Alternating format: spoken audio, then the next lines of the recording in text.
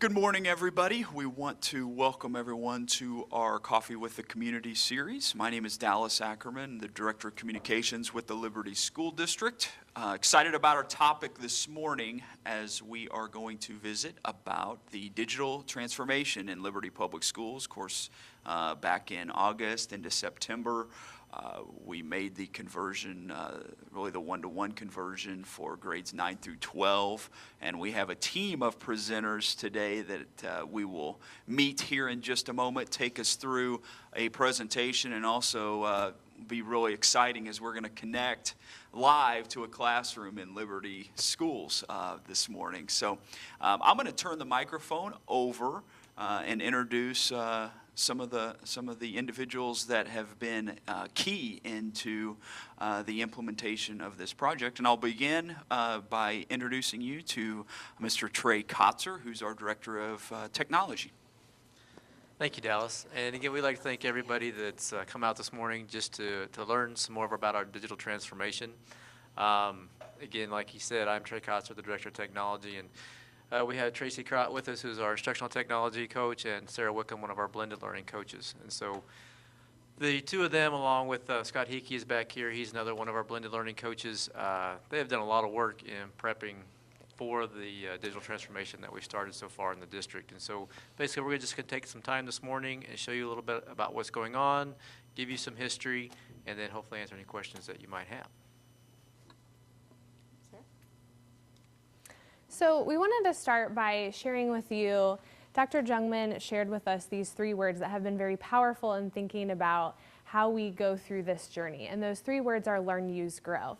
And as we started last semester with a pilot in 2 of the high school classrooms and some of the freshman classrooms at the junior highs, and then have moved into all of our 9 through 12 students having their own laptops beginning that first week of September, it has really been a journey. And our teachers are excited, our students are excited, but there is a tremendous amount of learning that has taken place as we figure out how to move from just whiteboards and paper pencil and computer labs that we can occasionally reserve to every student having a laptop every day that is their own.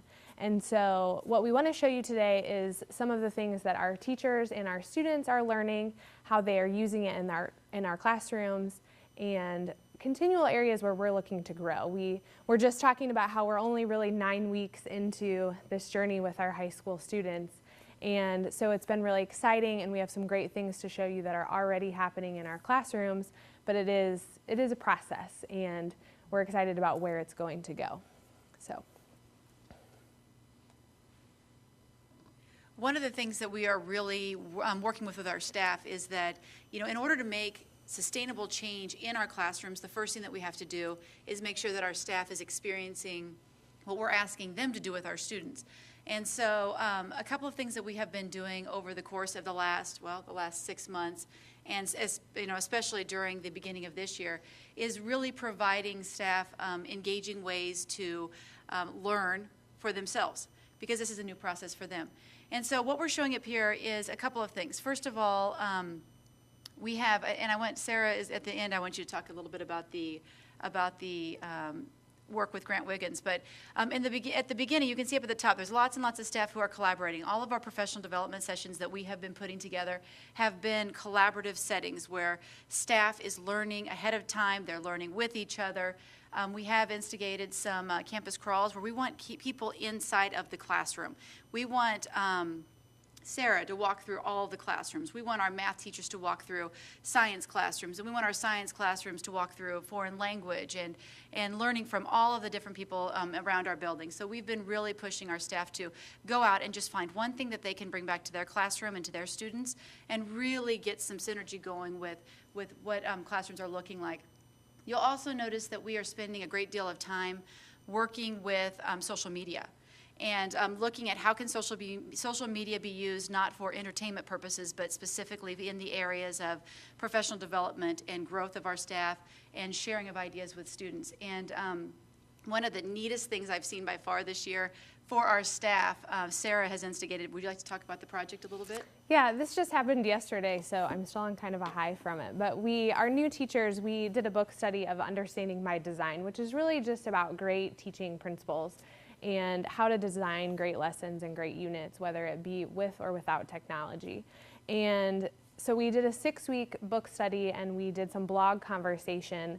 And those teachers have had some workshop PD days to actually design and apply them in their classroom. But yesterday we had the opportunity, I contacted the author, Grant Wiggins, on Twitter. And he responded and said that he would do a 1-hour Google Hangout with us. And our teachers there were 7 of us, and we just got to Q&A with him. And it was really, really exciting. And I have loved his book for a long time. So for me, it was a personal, really exciting experience, but it was a great way to also model for our teachers the powerful ways that they can use technology to create new experiences that we couldn't have done before. So it was really, really great. And talking to the teachers after this had happened, they realized the experience that they had was invaluable. I mean, we can't afford to bring Grant Wiggins into our school and not just to speak to our staff, but to engage with the staff. And that was the critical changing part that was really exciting to watch. And I know that I got the link. I wasn't in the meeting, but I was in another location, and I grabbed the little link from their session and followed along. So I was learning. Trey was learning. We sent it through several administrators so that they could jump into the session as well. And it was so impactful. And that's what the teachers said, is they said, hey, this is really exciting because I did read it, and sometimes things seem like theory until you can actually ask the author and say, hey, how does this work in this practice? And they were really super excited about it. And so that was really, really a neat experience that we wouldn't have had if we didn't have the opportunity to bring technology into our lives. All right, so let's talk a little bit. Trey's going to lead you through some ways that we have transitioned throughout the course of this process. So let me hand over the mic. Of course, taking on this process, we had to make several changes in just basically our infrastructure, our design, and our buildings. One of the things we wanted to make sure that we were able to do when everybody had a laptop was to be able to get online. If we have too many people, we're not going to have very good bandwidth. It's going to be slow. For many years, we've actually had coverage in all of our buildings. We've been very fortunate, and we haven't really had the density to handle a one-to-one deployment. So during the planning process, our internet service provider is Morenet. They handle most of Missouri, and so we had them come out a couple times and do some wireless audits for us, where they take some tools and they walk through our buildings and measure our strength in the building and how far the signal goes from one device to the next and so forth. Because you can turn the access points way up, but yet they bleed over into other rooms, and so then you have some interference. And so basically it's really fine-tuning that. We added many more devices to get that ready. We increased our bandwidth to be able to handle that, and so far I think it's run pretty well, and we've been able to handle the needs for the staff and students for what they're doing. Also in preparation, we wanted to build teachers' networks and let them meet and talk with other people who have been doing the same thing that we were getting ready to do. And so over the last couple of years, we made several site visits. Last year, we went to Mooresville, North Carolina. We applied to go to a session that the Consortium for School Networks was putting on, and we're able to go to that, and they have been recognized nationally for some of the work that they have done and been able to do with their digital transformation. So we got to meet and talk with some people there. We took some board members to Omaha, to Westside High School in Omaha, Nebraska last year. And we over the last couple of years have gone to those places up there and again, been able to talk with students, teachers, administrators, and see how they are doing things, get some ideas, and then again, build some networks for staff, just to, again, learn, make some connections, and bring back what they learn and apply it and teach other people here at Liberty.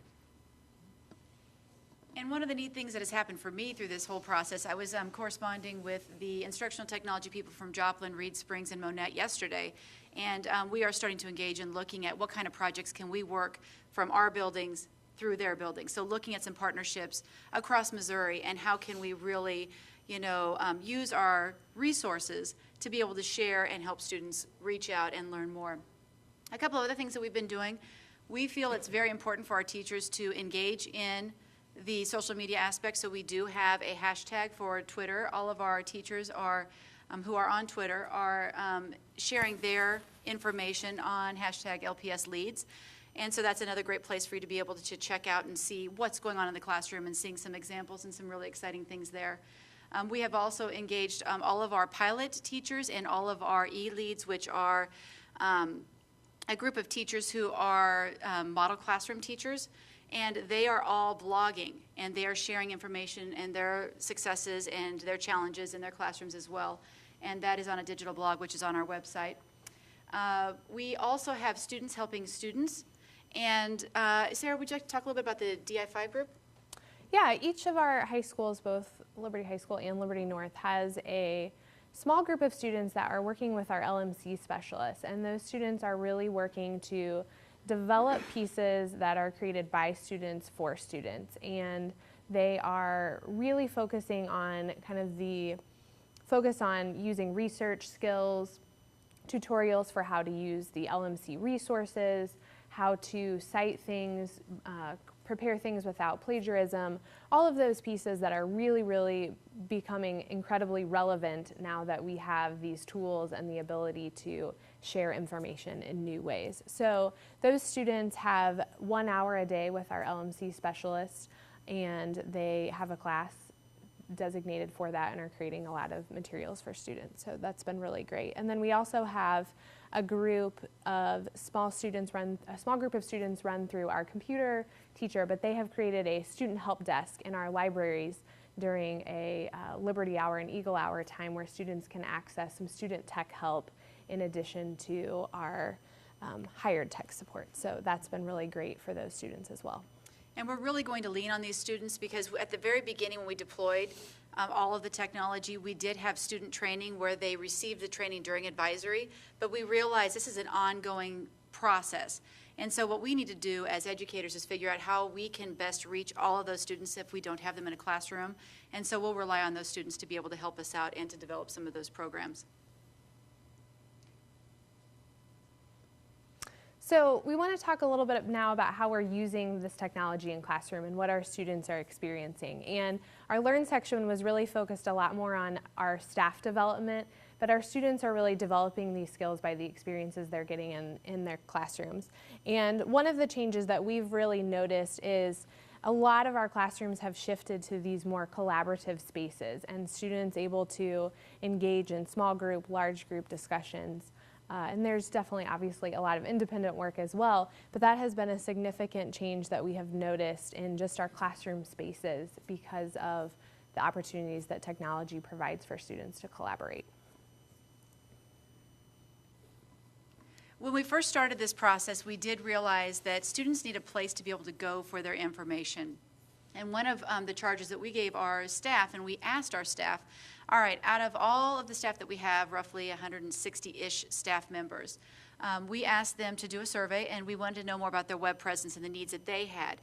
Because we feel like web presence is the one place where students could go for a one-stop shop to find their assignments, know how to hand things in, connect with their teachers, those kinds of things. Because we realize if a student's moving back and forth through 7 classrooms, that's a lot of rules, a lot of expectations, a lot of procedural things that we need to be able to help them with. And we were really excited to see that out of 154 people who, reported on their web presence, we have a huge number of staff who are already engaged in online learning and providing those types of resources for students. And so one of the things that we've been talking administratively about is how do we make sure that we get that information out to the parents? And how do we make sure that everything is updated so that, parents know where to go and how they can also access their students' information? And one of the things, and I know Trey feels the same way, is for the parents to ask their students for their logons. I mean, it should be clear that we want parents to work very, very closely with our students and with our teachers. But here are some examples, and I've seen so many teachers who have developed web presence because now that students have the laptops 24/7, they're seeing that, kids will go to Blackboard because now they have the access. I can teach through Google Sites, or I can engage with Edmodo, which is a social platform. And that has been really exciting, and I know that you have worked with many staff. Yeah, and I just think one of the things that's really powerful about this is that, whether our students go on to collegiate classes or the work field, they're probably going to have to engage through a web presence to accomplish some of that work. I feel like most of my graduate work, there was some kind of online presence. We certainly have online websites that we have to navigate for our work. So I think that is really bringing a skill set home to our students that they weren't having the opportunity to, not that we didn't have teachers that didn't have web spaces before, but that daily access to the computer and to really interacting in that method is another level. And so that's been a really great outcome. And I think that we're seeing more and more people who have the web spaces find that when students are gone or absent for a period of time, are coming to school with their work done. And they're able to collaborate. And I've seen a lot of that where that collaboration is going on. Even if a student's homesick, they still might be, accessing their school information and doing the work right along with their other students. And that's been really powerful to watch. And I also think it helps push the envelope as far as, teachers putting information on there. I mean, kids that are used to getting information from one class, teachers in other classes who may not have had more information up there are putting more information up there because they have the access all the time. And so the kids are helping push the envelope because they're demanding that access to be able to get it anytime, anywhere. Absolutely. So we wanted to share with you just one example of how technology has transformed a learning experience. This is from our culinary ProStart classes at Liberty High School. And these students the content that they were charged with learning was about nutrition and how nutrition in their cooking impacts obviously what goes into your body and what happens with your body. So how this is Emily Bryant, and what she did was we partnered with students at Lillian Schumacher. And can you It was share her Denise name? Steenstra's Yes, thank you. class. It was her health class, and we wanted to make that partnership because I don't think that, we want to extend our boundaries, but we don't necessarily have to go, to another country in order to be able to extend our boundaries. We can do that within our own district. So Mrs. Bryant's students researched these different components of nutrition, and they created a Google site, which if you want to go to the Google site, and they were all able to work on this collaboratively. And then what happened was they partnered with the students at Lillian Schumacher, and this was beginning of October. And so Mrs. Steenstra asked if the ProStart students could develop healthy Halloween recipes. And so these students, if you want to go down to some of the recipes, yeah. So they each created a healthy Halloween recipe, and they had to work on how do we make substitutions or additions or modifications to the recipes to make them healthier to apply to some of these nutrition things. And so you can see the recipes. Students made a video demo very similar to what you might find on like the Food Network star of how to do this. And probably my favorite part was they pulled in students from our lab school, our little 3-year-olds, and they tested them, and we got on camera, how they reacted. So for our high school kids, they really got to have that real live reaction to how a kiddo liked their food. And they also, if you scroll down a little bit, Mrs. Bryant used a website too where the students could plug in the amount and ingredients, and it would inform students about the actual nutritional facts. So there was a lot of great application, and then our students did a Google Hangout with the Lillian Schumacher students to share their website and give them a tour and share the recipes. And those elementary students, they provided a tremendous amount of great feedback to our high school kids, which I think was invaluable. And the experience for our students at the high school of having a real audience that they were preparing this for was really transformative, because it made them think about, okay, I'm researching lipids. How do I make that make sense to a 4th grader? And so the research, the writing skills, the collaboration skills, it was really, really a great experience. And the one thing that we found from being on the other side with Schumacher, the Schumacher kids were really hoping that the high school kids would be able to come down to them. This was kind of our way to be able to, manage the time and the money of, busing kids back and forth. They had a great time, and I was shocked at the level of depth of writing that the elementary kids provided back. And it was exciting to watch, because I know that when Sarah was working with the culinary students, taking nutritional information and digesting it in a way that you can provide the information as a support to students is an amazing skill to learn.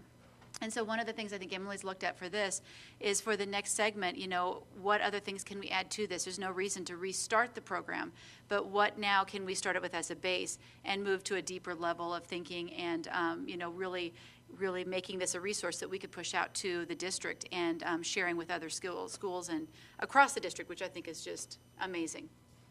I think we are ready for our hangout. All right, hold this.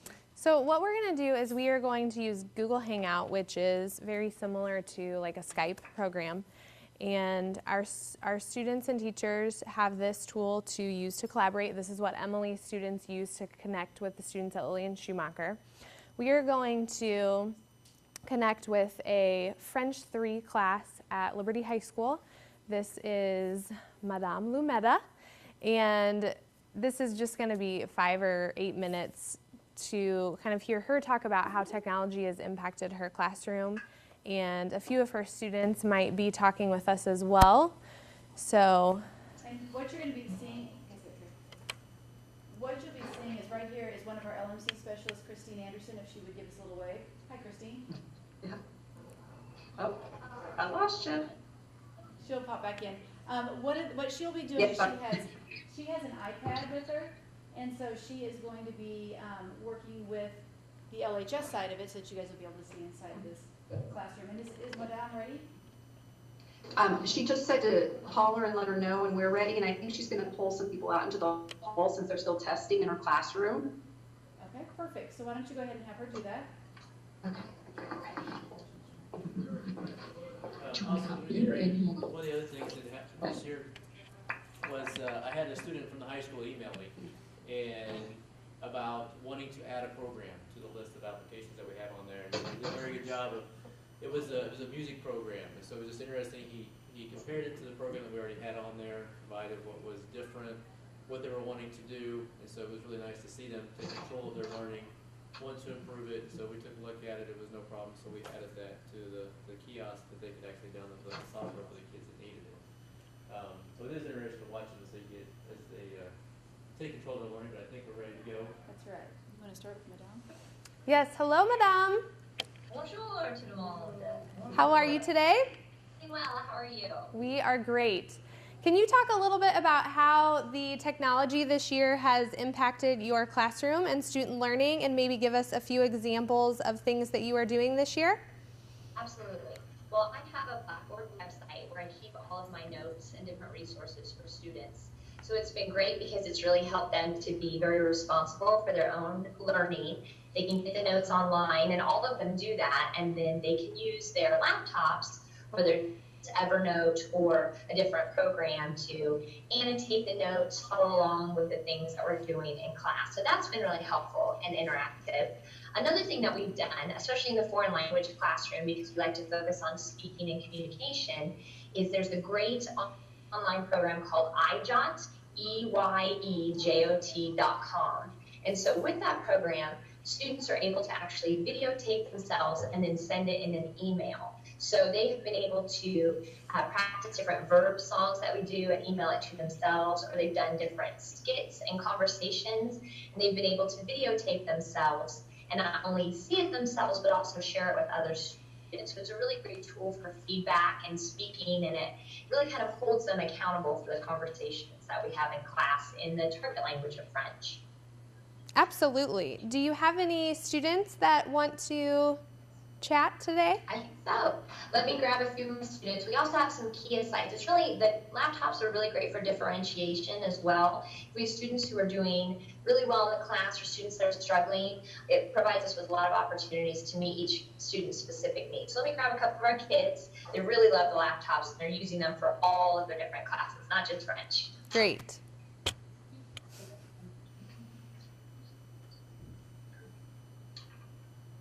We just went into Madame's class last week, and they were working on this All Saints project, where they actually were doing some presentations about the process in French, and it was super fun to watch, although I couldn't read any of it.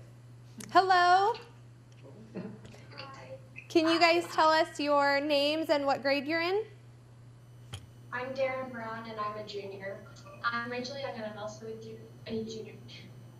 Great. And can you all tell us a little bit about how the laptops have impacted your learning in your classes and maybe a couple examples of things you're doing? Yeah. For me personally, it's gotten way easier to access notes, PowerPoints, and then mark up those PowerPoints. Like I use Evernote and Stitch a lot together. I don't know about you, but Yeah, I use online notes and it's a lot easier to organize my notes and keep them all like in the same area and just access them from home and easily without all of the papers. and you're not switching through papers, and you can add taglines in your notes, and that's really nice. So you feel like you have been a little more organized. Yeah. Yeah, a lot more organized. Okay. What about, have you done any more major projects or anything like that using technology? Oh yeah. Oh yeah, a lot of teachers are incorporating like technology and like using it to like different websites that like I don't know how to explain. Yeah. Just like projects and it's Yeah, a lot of fun. IDOT is what we do in French. We also, we are in my college algebra class, we are starting to use Khan Academy as part of our homework assignment. So that's kind of nice, and just getting that extra practice, and it's not that on paper, and I have a million papers around, so. And can you tell us, what do you find to be most challenging about using the laptops?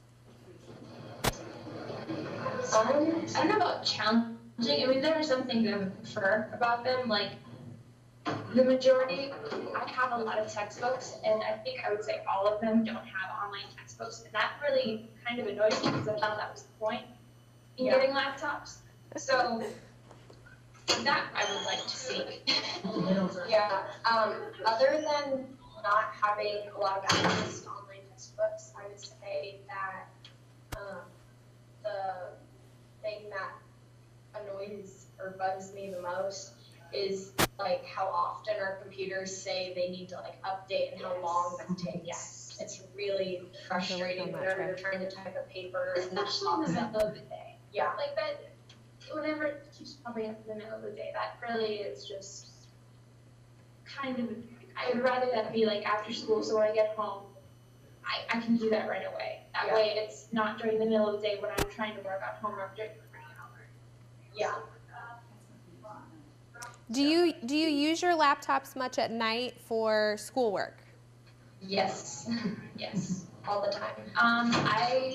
Last night, I was studying for this huge test in college, World Lit, so that's, Like 90% of the time I use my laptop instead of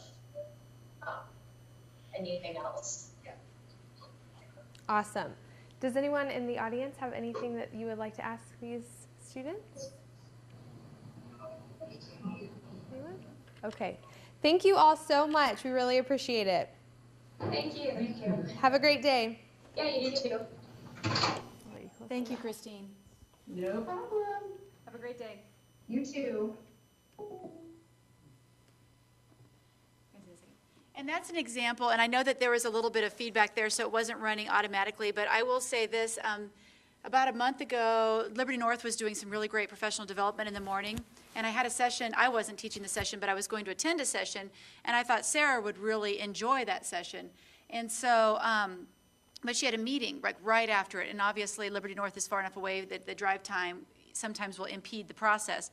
And so what we did is I'm like, well, why don't you join me, and I'll put you on Hangout, and you can receive the information and learn from it, but then you can go to your meeting on time. And so we did. We jumped into Hangout. You know, I was using my iPad, turned her around so she could see the screen, and she was able to interact with the speaker and interact with the content. And how do you feel that worked for you? Yeah, it was great. I mean, definitely just the ability to be in another place at another time is awesome. And I know our humanities teacher, Carla Schaefer, told me, she emailed me one day and said, she said, I never would have expected this because I didn't prompt it at all, but we were doing a group project and one of the members of a particular group was out of town. And so the students all on their own decided that they were going to FaceTime with this student during class so so that they could still contribute and get their part of the project done. So those kinds of opportunities are really exciting. Another thing, like Scott Hege back here, he manages our webmasters for the district, and our district, we have so many different start times, it's hard to get everybody together for meetings. And so, this year we're doing Google Hangouts where they can either come and sit live in the meeting or join via Hangout. And so it definitely helps increase participation and helps with people that have issues in the morning with either, or in the afternoon with daycare and things like that. So it's definitely been good. And if I asked Scott, he would probably say this too, and I know Christine was in this. Do you want to talk about some of the people who weren't able to go that were able to, would you like to share out? Kind of how that experience worked? So with our webmasters, there were, like we said, we have 14 webmasters, and so they were able to go back. There's a lot of information that we're getting on some of the critical updates that they need to have on their web pages, and so they were able to go back and watch the 23-minute video, update all the changes that they need to make, and then provide feedback, because we also had opportunity for them to ask questions, and then we can go back and forth from there. So it's just another great avenue that we were able to get full 100% participation, either through a later date of watching the meeting. It saved me time from having to send out all the minutes and stuff like that, because it was all right there in the video. And so the webmasters thought it was great, adding to see, some of what was actually taking place in the meetings and stuff like that. So it worked out great to have the Hangouts with all the staff. And having them have access has been the exciting part, because everybody has the access. Well, that would be 8-12 for the Hangout piece. But, and I think a lot of questions I'll get is that's great, high schools are doing great, but elementary can't, they aren't able to work with the video. And it's been interesting because we've been watching a lot of the elementary classrooms as they explore video and what does it mean for them. And so the learning is not just stopping and not holding just to the 9-12. I mean, it is definitely, the learning is moving throughout the entire district. And I feel like that's really strong, considering the fact that I have children in the elementary and I want them to have these experiences as well. Sarah, would you like to share some more information about some of the great things we're seeing? Yeah, so we just want to share a few more examples from all kinds of classes in different subject areas. This first, we're just going to play a little segment of this clip. Steve Person, a photography teacher at Liberty North High School, he had his students, they had to do a photo shoot, but what he did was he also had them create an iMovie that was a reflection piece showing why they made the intentional decisions they did about where to take these photos, how to do the setting, thinking about the lighting. And the great thing about the video too is you can really capture, you can hear the student talk about the artistic vocabulary that he's really trying to weave into his class and helping them understand those elements of photo. So play a little segment of that. Oops. Sorry about that. Hi, my name is Peyton Smith, and last week I came down here to the Liberty Square to take some pictures. When I started looking around the square, what first caught my eye were the several nice lampposts lined up all around the square. I loved all the detail in them, and I felt like they gave the square character. So here are a few of the lampposts that I photographed. I decided I really liked looking at the stark lamppost against the bright sky. Next, I tried to place the lamppost on a third. There was a nice cloud to the right, so I lined the lamppost on the left to fill the empty space. I really like how my picture turned out because it is so simple and clear. So you can really hear how he's taught them the rule of thirds with photography, and how through, in the past, this may have previously have just been done as a written reflection that the student turns into the teacher. But by using the video and her being able to voice over, Mr. Person was actually able to go on location with her to this site and hear why she made these decisions that she did about the photography. So it's a great example of how the technology created a learning experience that wouldn't have previously been quite that meaningful. Absolutely. A few other examples, we just put these together on a playlist. This first one, these are some French vocabulary notes from Madame Lumetta that we just spoke with. And it's a great example of the student that we just spoke with was talking about using Evernote. This is using Microsoft Word Notebook. So our students are also figuring out which tools they like and what works for them. But as the students talked about, the ability to kind of enhance your notes with photographs and all of those things, and then keep them and know where they are and be organized is a really great skill. And I've actually heard a couple of students say through focus groups that they didn't take notes before. You know, and part of that, and I know that even in the Liberty Hour or the advisory, when they're getting ready to speak with students and they say take out your notes, kids can access them much faster because they're not digging through a bag full of papers. They have them all in one space, and that has been a really great organizational piece for the kids. And we've also had, I know some of our students are just using the, basic Mac notebook, and that's perfectly fine. But we've also had experiences. I know our humanities teacher, I went into her class one day and we worked with her students on how to use Evernote and Sketch, which for her students, she's doing a lot of the painting and photographs of sculptures and things like that. And so for them, it's allowed them to be able to mark up, find the images online of the exact one that she's talking about and mark them up and keep their notes. So previously she would have, if she wanted them to do that, which she never did, the kids just had to write, but she would have had to print all those slides off and do all of that. So it's allowing them to make connections in new ways and really have all of that information right there. Absolutely. Is it letting you, that's just Yeah, it's letting you skip through that. This is a blog from our Gifted Communication Arts class, sophomore level. And these students were doing a study of satire, and they all chose a independent satirical book to read.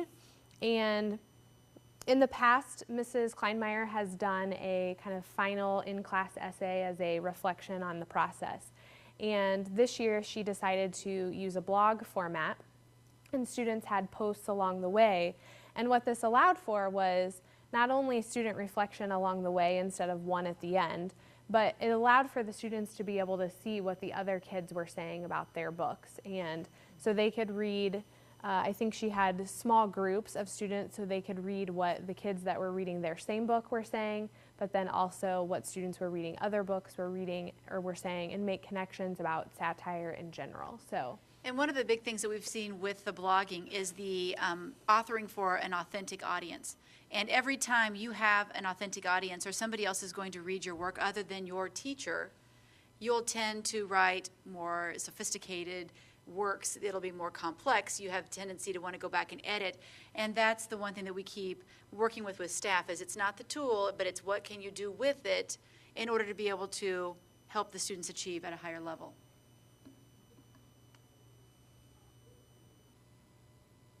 This, I'm going to play but not put the sound on. okay. I love this. This is our, we have Tarzan coming up. The shows start next week, I believe. Yes. At Liberty High School. And I love this because they used YouTube to video record their choreography steps.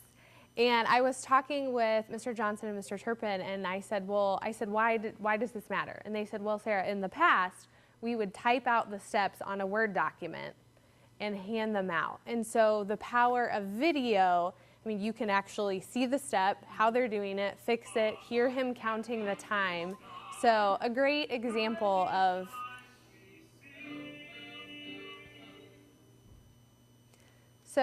something very simple, but I mean, if I were in that performance, I would love it, just the ability to play back and see if I'm doing it correctly and all of that. So. And be able to hear them say the marks when they say it so that you really get used to what is the language of the theater and what is it that's happening during the choreography. So when they come back on site, you have an understanding of that academic vocabulary, and that's really a rich experience.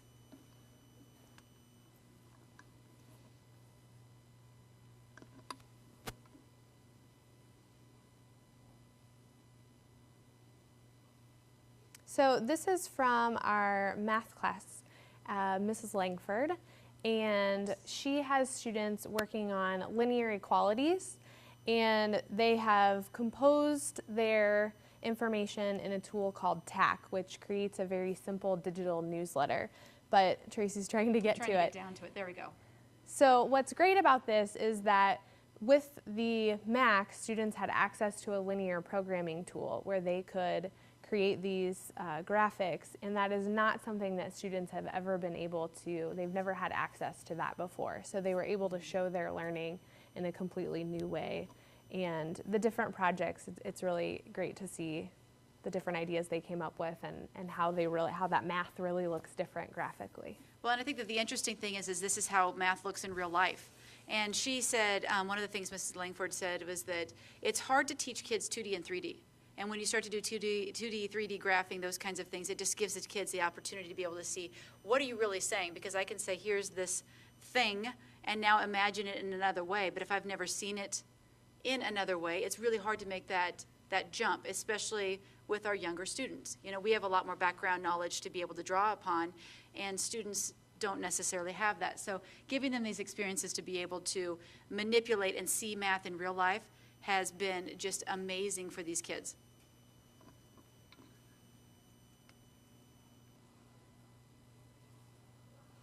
These are from one of our e-leads. Patrick Williams is one of our math specialists. He also works with our special education students.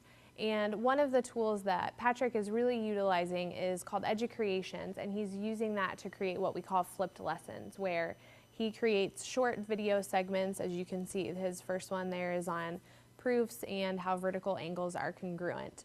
And what's amazing, so he's got a 3-minute clip there where he is talking through and modeling how to work through those problems. And he sends that out to students the night before as sort of the notes piece, and they practice an example, and then they come back, and in class time they're really working examples with him there to help instead of just watching him do it. What I love though, I think on that one it said he had 141 views. So what's really exciting is that students have the ability to go back and return to these videos time and time again if they need that support. So we have more and more teachers considering this idea and figuring out how it might work for them. I think one of the challenges we've had to work through is, how do I chunk my lessons? And how do I put it, you know, I don't even want to sit down and watch a 10-minute video, and our high school students definitely don't either, probably, especially if it's on proofs.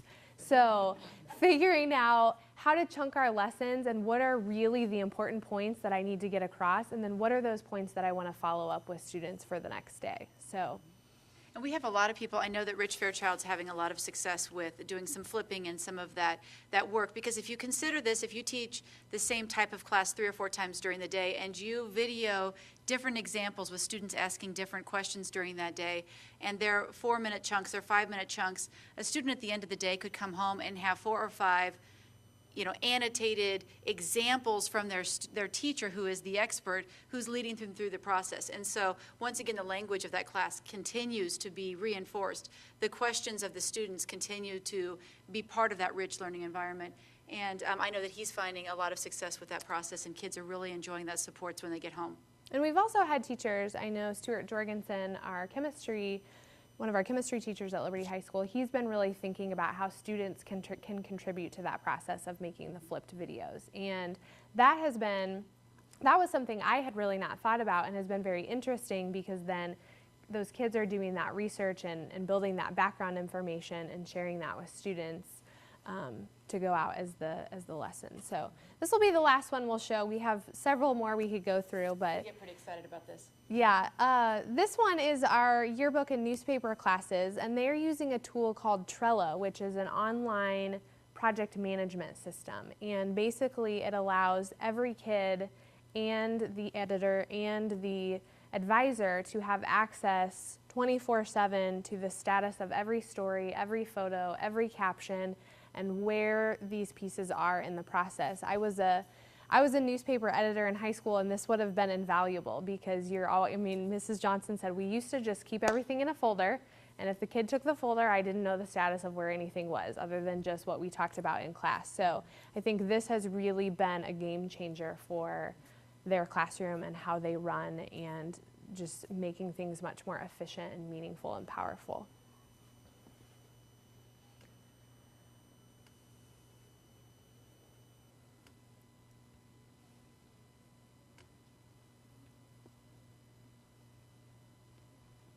So our last section is just thinking about, back to Learn, Use, Grow, where are the areas that we are continuing to grow. And I mean, we're always trying to grow in all kinds of areas, but 3 specific pieces that we're focusing on are just continually gathering and evaluating feedback from staff, students, and the community. Do you all want to talk a little bit about the surveys? Can you talk about like the surveys that we're going to be doing, some of the ways that we're going to gather some information? Sure. And it kind of goes back to basically when we did the pilots last year, we did pre-surveys, surveys during the pilot, and then post-surveys. And that kind of helped feed us with information of what we were going to do when we rolled out the laptops and during some of the things that we did so far this year. And so we're going to continue that.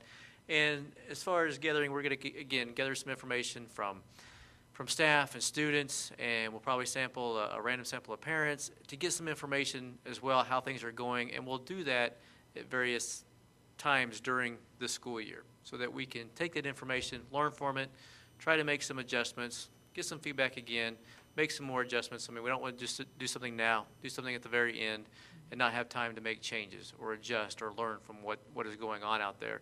So we're definitely trying to get as much feedback as possible from everybody involved so that these wonderful people can continue to make, positive reinforcements, positive changes to help, again, everybody get the most out of what we're doing so far.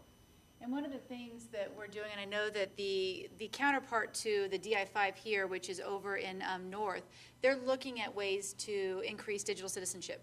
Because that's one thing that I think that we would be remiss if we didn't think about. How do we help students in this social environment, and how do we help kids learn about protecting themselves and protecting others, and what are those steps in place? So that's something that we're really working on now. We've reached out to districts that we've visited, and we're gathering information based on what kind of formalized training are they doing, and then asking the kids, what kind of training do you want?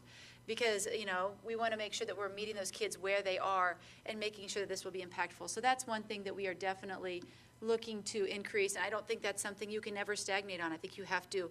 There will always be something new. There will always be new processes, and we just have to make sure that we are constantly being flexible and looking for ways to help engage our staff and student on a different level. What would you like to add, Sarah? And then I just think with that too, how can we help our parents? And I think that feedback from parents will be in the community will be really valuable. But we also understand that with these tools, there is maybe a different level of things that you are having to think about at home. And so what resources and tips can we provide our parents to consider to help their kids manage and be successful in a digital environment? Absolutely. We really do feel like we're moving in the right pathway. We've got lots of room left. We will not be having the same conversations this time next year as we are having now because we're going to grow constantly. So that's one of the things we are really super thrilled about. Let's talk about that last point, though. Oh, just the last one is also thinking about, we're really exploring how can we develop more online professional development opportunities for our teachers. We do, PD is what Tracy and I do, and we really love it. But there is also those limitations of this session will be offered on November 5th from 3 to 4. And what about the teachers that couldn't make it or our coaching? And so how can we provide more opportunities that teachers can access online anytime they want, whether that be now or next summer or in 2 years? So really trying to think about what a system for that could look like. Absolutely, especially considering next year we'll have new teachers, and we need to make sure that that culture of learning is going to follow them in as well. And one of the things, like we said earlier, our goal is we have to constantly be learning more and figuring out, how our students want to learn so we can help our teachers, because if teachers don't experience it as a student, it's hard to expect them to put it into their classroom. So we feel like that's going to be a really big point for developing our entire staff.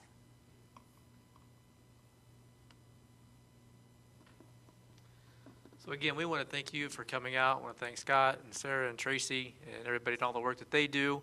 So again, we just want to open up for any questions that you might have. We thought Dr. Williams might be able to make it. She's in principal meeting right now, but if they get done, she might be over, but we thought she might be able to be here, but yes. First, this was absolutely fascinating. I appreciate all the work that's gone into this.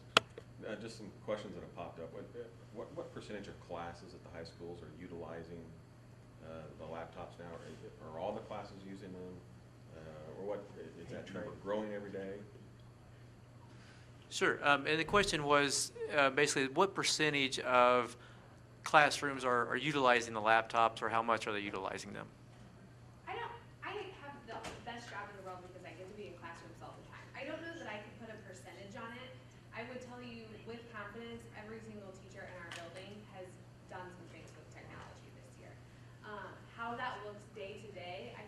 part of what our teachers and our students are figuring out is, when is this the tool that I need, and when is this the tool, when is there another tool that I need, whether it be paper pencil or the whiteboard or whatever, or just conversation. So if you walked into the building right now, would you see technology being used in every classroom right now? You wouldn't, absolutely. But I can absolutely say, I know all of our teachers are learning and trying and implementing some things over the sequence of their course.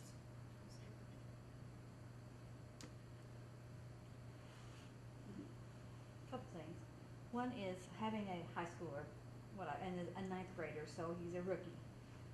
So not only is he a rookie in high school, he's a rookie with all this on top of that.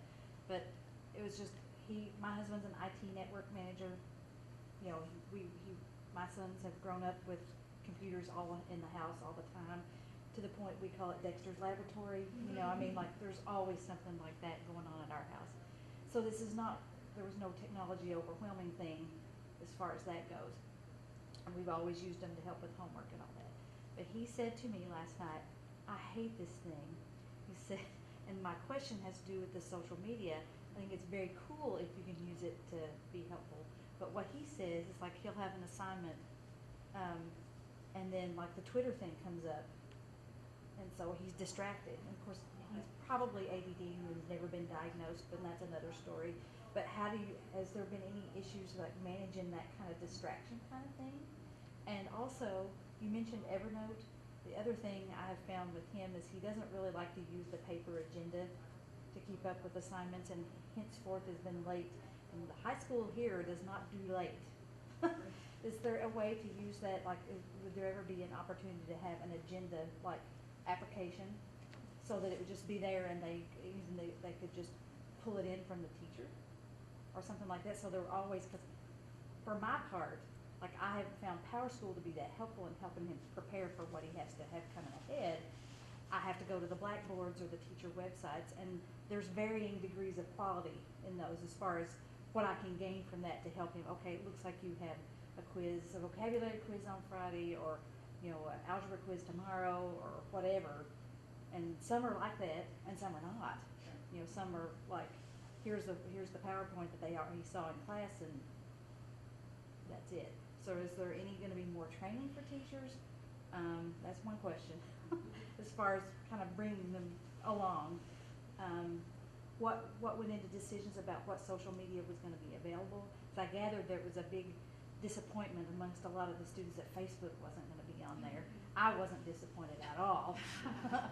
But I gathered that they could use Twitter and maybe Tumblr.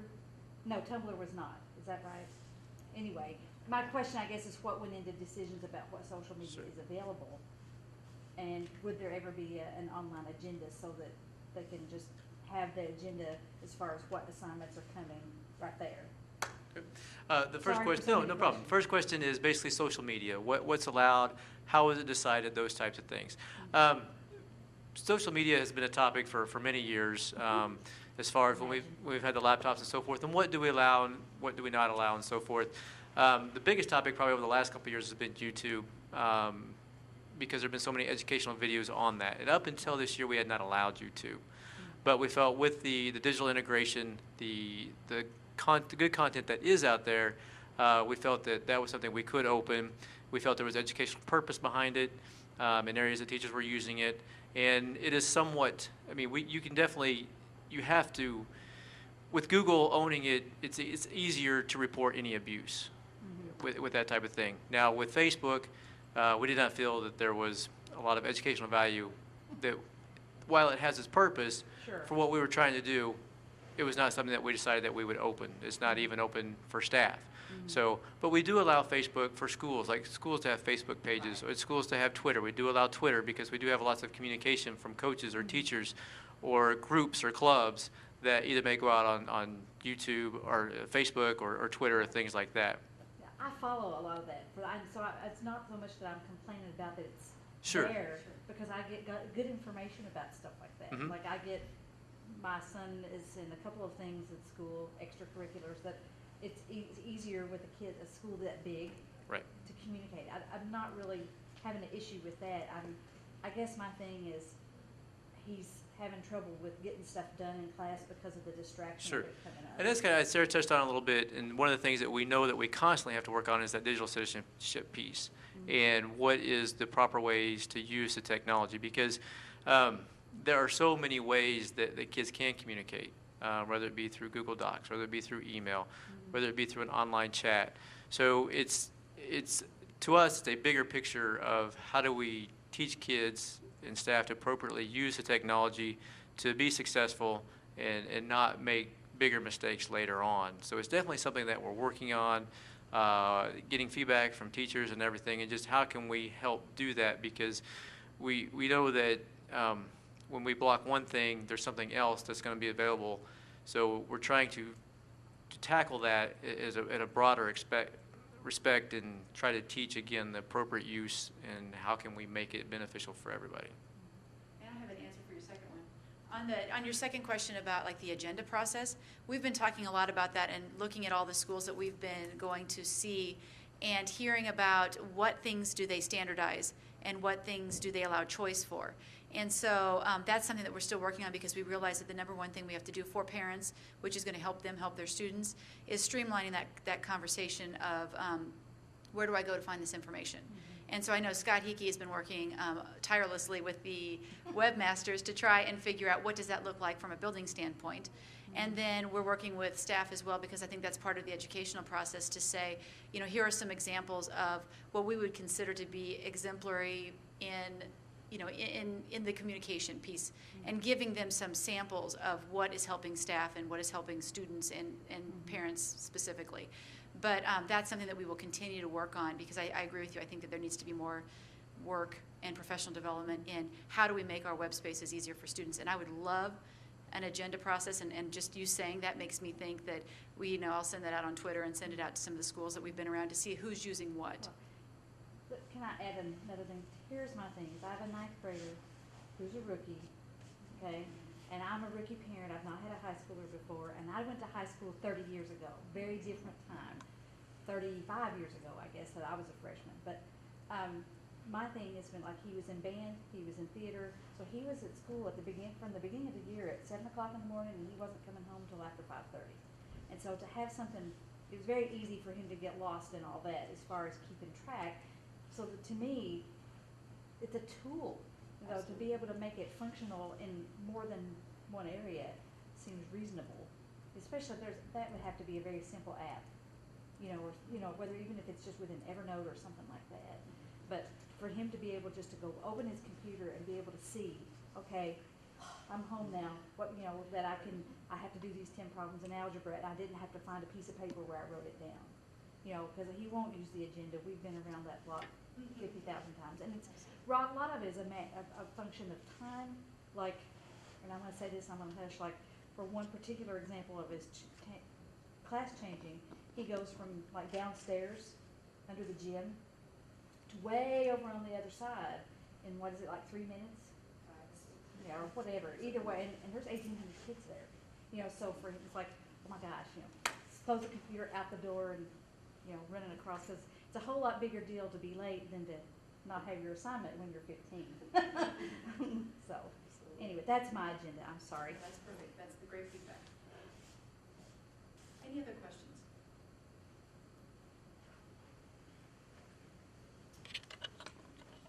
Want to thank Trey and the team here for giving us a great presentation today. They alluded to Dr. Marley Williams, and she did step in here, and she's our Executive Director of Secondary Education. So if any of you in our audience would want to chat with her or ask her a question after this, that would be great. Dr. Jungmann, our superintendent, was unable to be here today, but if you'd have a question regarding anything district-wide, just feel free to let me know after this. Plenty of coffee left for our live audience, and some bagels as well. Obviously we would love to get a room full of people every month, but we also understand people are busy. But the good thing is we are taping this on Channel 18. We have Katie Dennison here, and we'll not only have this presentation available on our cable access station here within the district.